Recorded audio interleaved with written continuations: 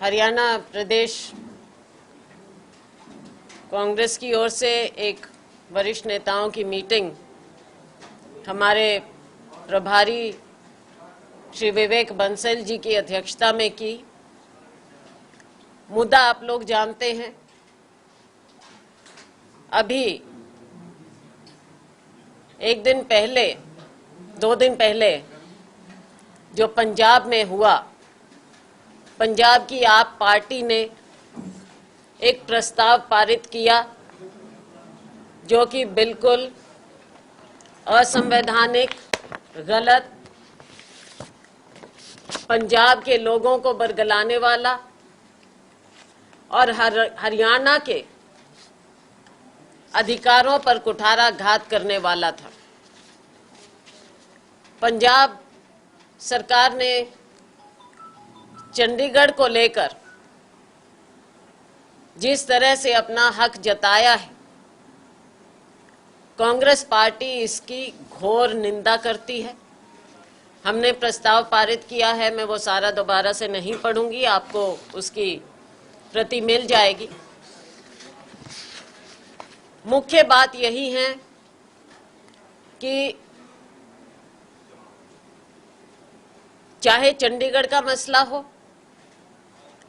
चाहे SYL का हो, या फिर हिंदी भाषी क्षेत्र का मसला हो, आप इनको अलग नहीं कर सकते केवल ध्यान बांटने के लिए, क्योंकि आप पार्टी ने न जाने क्या क्या वायदे कर दिए पंजाब के लोगों के साथ। अब उन्हें पूरा तो कर नहीं सकते। अब लोगों का ध्यान बांटने के लिए एक ऐसा मुद्दा छेड़ दिया ताकि उस पर ही चर्चा होती रहे, वो एक इश्यू बन जाए लोगों में। क्या क्या इन्होंने प्रॉमिस किया, पैसे देना, फ्री में बिजली, पानी और न जाने क्या क्या।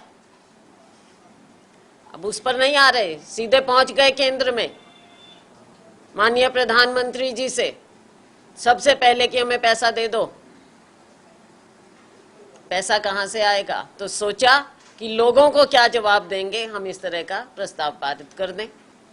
हम तो पूछना चाहते हैं कि इनके जो नेता हैं अरविंद केजरीवाल जी, वो बताएं, अपनी स्थिति स्पष्ट करें हरियाणा वासियों को कि आप कहां खड़े हैं, चंडीगढ़ में भी कहां खड़े हैं, हरियाणा के हक के लिए लड़ेंगे या पंजाब ने जो असंवैधानिक प्रस्ताव पारित किया उसकी बात करेंगे, और SYL पर आपका क्या स्टैंड है, दूसरे मुद्दों पर क्या स्टैंड है। मुद्दे बहुत से हैं साथियों, हम प्रेस नोट आपको देंगे समय का, और हमारे प्रभारी जी को जाना भी है। तो ये बातें हैं जिनके ऊपर आज हमने बातचीत की, तीनों मुद्दों पर। अब हरियाणा सरकार ने रिएक्शन में स्पेशल सेशन बुलाया है। हम पूछना चाहेंगे कि हरियाणा में सरकार इतने साल से है, सुप्रीम कोर्ट का फैसला भी आ चुका। सुप्रीम कोर्ट ने यह कहा कि अगर आप फैसला नहीं करवा पाते, दोनों नहीं बैठते, तो हमको बीच में आना पड़ेगा। केंद्र में बीजेपी की सरकार थी, पंजाब में बीजेपी की पार्टनर थे, हरियाणा में इनकी। तो क्या इन्होंने, माननीय खट्टर जी ने, माननीय मुख्यमंत्री महोदय ने इस पूरे मामले को कभी भी गंभीरता से लिया? क्या आपने इन तीनों मुद्दों पर कभी बहस की, प्राथमिकता दी? कल आप प्रस्ताव पारित कर रहे हो, रिएक्शन में कर रहे हो ना। आपने खुद क्या किया? क्या प्रधानमंत्री जी से आप मिले? जो सर्वदलीय बैठक हुई उसमें फैसला हुआ था। प्रधानमंत्री जी हरियाणा को कितनी तवज्जो देते हैं, उससे साफ जाहिर होता है कि आज तक टाइम नहीं मिला माननीय मुख्यमंत्री जी को, और अब ये उंगली काट के शहीद होना चाह रहे हैं कि हम स्पेशल सेशन बुला लिया हमने। क्या कर लोगे, क्या हासिल करोगे भाई? हक की लड़ाई आपने कब लड़ी है? भारतीय जनता पार्टी हमें बताए, और हम इन तीनों बातों की डिमांड करते हैं कि तीनों बातों को लेकर हरियाणा सरकार अपनी स्थिति भी स्पष्ट करे और आगे का रोड मैप बताए। जहां तक कि कांग्रेस की बात है, हमारे प्रभारी जी यहाँ पर बैठे हैं, इनके मार्गदर्शन से हमने फैसला लिया है कि हम कल तो सेशन होगा, वहां पर हमारा प्रस्ताव भी CLP को दिया जाएगा और भी डिटेल्स जो ऐड करना चाहेंगे वो बहस में पूरी बात लेकर सरकार को कटघरे में खड़ा करते हुए कांग्रेस पार्टी का स्टैंड वहां पर भी क्लियर होगा। उसके अलावा 11 से लेकर 13 तारीख तक हर डिस्ट्रिक्ट हेडक्वार्टर में प्रेस कॉन्फ्रेंसेस की जाएंगी, लोगों को मीडिया के माध्यम से जागरूक किया जाएगा इन मुद्दों के बारे में और इन दोनों पार्टियों के दोगलेपन के बारे में। इसके अलावा हम माननीय राज्यपाल महोदय से समय लेकर प्रभारी जी के नेतृत्व में हम वहां भी जाएंगे और अपने प्रस्ताव वहां भी रखेंगे।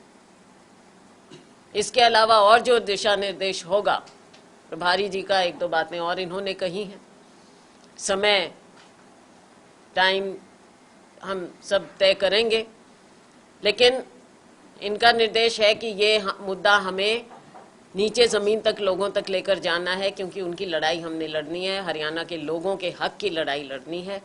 इसलिए हम हरियाणा में पदयात्रा भी ऑर्गेनाइज करेंगे। उसको कब निर्धारित करते हैं वो आपके साथ बाद में शेयर किया जाएगा। ये रही बात ये साथियों, इसके साथ साथ आप जानते हैं कि जैसे महंगाई आसमान को छू रही है, उसके लिए भी पूरे देश में कांग्रेस पार्टी ने आंदोलन छेड़ा है। हरियाणा कांग्रेस ने पहले ही हमने इसको लोगों तक हम लेकर गए, हर डिस्ट्रिक्ट में हमने किया है प्रदर्शन, प्रस्ताव सब किए हैं और 7 तारीख को हम यहाँ हेडक्वार्टर पर कांग्रेस जन इकट्ठा होकर यहाँ भी हम प्रदर्शन करेंगे। बाकी आपको पता है यहाँ के यूटी की प्रशासन का, यहाँ के पुलिस का, भारतीय जनता पार्टी के इशारों पर जिस तरह से ये लोकतंत्र में तो विश्वास है नहीं। पिछली बार भी आपको याद है क्या हुआ और किस तरह से एक इनह्यूमन ढंग से, जो कि ह्यूमन राइट्स में नहीं हो सकता, जब लोग प्रदर्शन करते हैं पुलिस बैरिकेड लगा सकती है, सब कुछ कर सकती है, लेकिन पिछली बार इन्होंने ब्लेड वाले लगाए थे तार, और कितनी लेडीज के कपड़े, लोगों के कपड़े भी फटे थे और लहूलुहान भी हुए थे लोग। This is against human rights. इनका लोकतंत्र में विश्वास नहीं है, पिछली बार यहीं पर। लेकिन हम इन चीज़ों से पीछे हटने वाले नहीं हैं, डरने वाले नहीं हैं। आज महंगाई ने सबकी कमर तोड़ दी है, तो उसके खिलाफ भी हम अपना प्रदर्शन 7 तारीख को करेंगे। और बहुत से मुद्दे हैं, लेकिन समय का हम प्रेस नोट आपको देंगे। BBMB का भी मामला है और बहुत सी बातें हैं। हम प्रभारी जी आपको संबोधित करेंगे। He has to catch a flight। कि हम सब लोग पूर्ण रूप से ये जो मुद्दा है ये अपने आप में संवेदनशील है और हरियाणा के लिए बहुत महत्वपूर्ण है। इस तरीके की जो प्रस्ताव हैं या जो भावनाएं हैं, आप पार्टी खासतौर से, मैं उससे भी उनके नेतृत्व से सवाल करना चाहूँगा। एक तरफ आप हरियाणा में चुनाव लड़ने की बात करते हैं, एक तरफ आप हरियाणा में अपनी उपस्थिति दर्ज कराने की बात करते हैं, दूसरी तरफ हरियाणा के हितों के विपरीत आपकी पार्टी के जो सिरमौर तो नहीं पर लेकिन जो मुख्य नेता हैं वो भी इस तरीके की प्रस्ताव ला रहे हैं। तो क्या आपकी उस पर आपका स्टैंड उस पर क्या है? कि जैसा कि इन्होंने कहा आदरणीय शैलजा जी ने कि केजरीवाल जी इस पे अपनी स्थिति स्पष्ट करें, ना कि यहाँ पे सुशील गुप्ता जी कुछ बोल रहे हैं, भगवत सिंह मान जी वहाँ पे प्रस्ताव पारित करा रहे हैं। तो एक तो ये मुद्दा अपने आप में महत्वपूर्ण है और इसके खिलाफ जैसा उन्होंने एक रोड मैप बताया कि हम इसको किस तरीके से लेके जाएंगे, हम जनपद स्तरीय तक और नीचे तक हम लेके जाएंगे। दूसरी बात जो है सतलज यमुना लिंक कैनाल की, वो भी अपने आप में बहुत महत्वपूर्ण है। उसके लिए भी हम लोग मांग करते हैं, क्योंकि ये बहुत समय से लंबित ये मुद्दा चला आ रहा है। 2016 में सुप्रीम कोर्ट ने, जो सर्वोच्च न्यायालय ने आदेश पारित किया, उसके बाद भी उसका क्रियान्वयन और संज्ञान वर्तमान मुख्यमंत्री ने, जबकि सर्वदलीय बैठक के उपरांत उस पर कोई ठोस कदम उठाने थे या उनको अवगत कराना था कि इसमें ये बाधाएं हैं। उसका जो क्रियान्वयन नहीं हुआ, उसमें प्रस्ताव था प्रधानमंत्री जी से मिलने का, तो या तो प्रधानमंत्री जी की तरफ से वो अवरोधक रहा तो स्थिति उस पर स्पष्ट की जाए। इतने ये हम सब इसको कहना चाहते हैं और इसके लिए हम लोग सतत रूप से आज कहीं ना कहीं ऐसा महसूस होता है कि भारतीय जनता पार्टी और आपकी ये मिली भगत है, क्योंकि आज जो बढ़ती महंगाई है, ये बेरोजगारी है, उससे ध्यान बचाने के लिए ये सब चीज़ें मुद्दे लाए जा रहे हैं।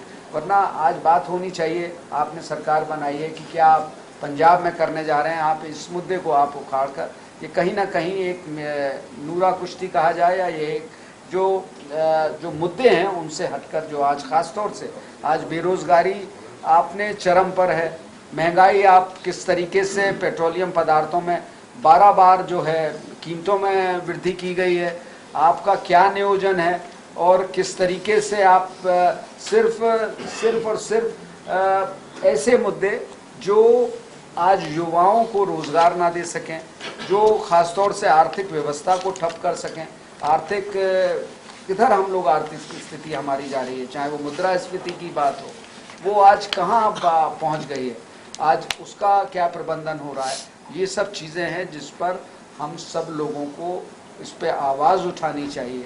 आज कहीं ये ना हो भयावह स्थिति देखने को मिलते है